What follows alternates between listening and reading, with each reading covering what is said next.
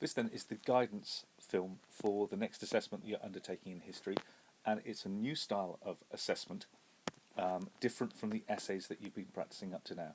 It's known as the narrative analysis question, and as the icon in the top right hand side of the screen shows, this style of question will be assessed in the GCSE on paper 2, and that topic will be the Cold War.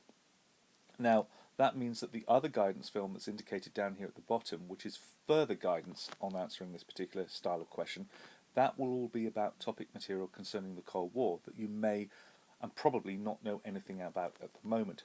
But the film is well worth looking at because it will take the instructions and the guidance in this film just that little bit further. This then is what the narrative analysis question will look like. It will be framed this way and set out in this style. Write a narrative account, an analysis of the key events of William establishing his control over England in the years 1066 to 1086. You may use the following in your answer: the creation of the feudal system, the Doomsday Book, and what is missing here, it will also say you must, underlined and in bold, include not your own knowledge. The question is worth 8 marks, and 4 marks will be awarded for correct historical information in the correct chronological order, and 4 marks will be offered for linking the different parts of your chronological narrative analysis together. Again, that is further explained in the video that comes after that and is linked here.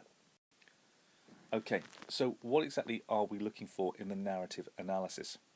Well, what you have to do is you have to forget what we taught you in writing an essay. In writing your essay, you were taking a historical event and you were breaking down that historical event into the different categories of evidence that caused that particular event to happen. You were then analysing the evidence and answering the question and possibly ranking your reasons in terms of the most important. In this, you're not doing that. What you're doing is you're effectively telling a story. But what you're trying to do is tell the story in the correct chronological order of the events, and you're attempting to link those events together. So, for example, the guidance we would give you in Year 9 when you're doing this as part of your GCSE will be to break down the events into as many different parts as possible. Now, ideally, that would be around 6 different events.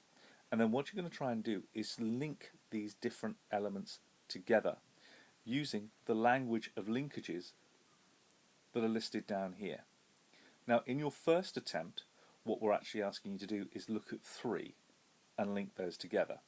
You studied the feudal system, you've studied the Doomsday Book, but you've also studied how William used castles.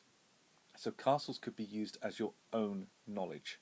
And that's very important that you bring your own knowledge in, because without using your own knowledge, you can't score more than half the marks available.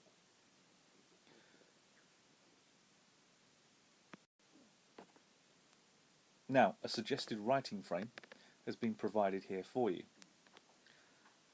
The feudal system has been offered to you as a bullet point. The Doomsday Book has been offered to you as a bullet point, and this is your third and final piece of your own knowledge, which you can then attempt to link together. Please note, the question is asking how did William control the English, and rather like in your 12-mark and 16-mark essays that you've already practiced, the constant reference back to the question is important. So at each point, you have to say how these features led to William having control of the English. And the mark scheme here is provided for you. Please note down here, at level 2, you can't progress beyond 4 marks at the very highest unless you bring in your own knowledge, and in this case, what isn't included in the bullet points are the role of castles, and that will be your additional information. Remember that this will be your first attempt at a narrative analysis question, so please do not fret too much, but actually it is straightforward, but it does require you to understand the event that you are discussing and the correct chronological order in which the events happen and how each is linked to the next.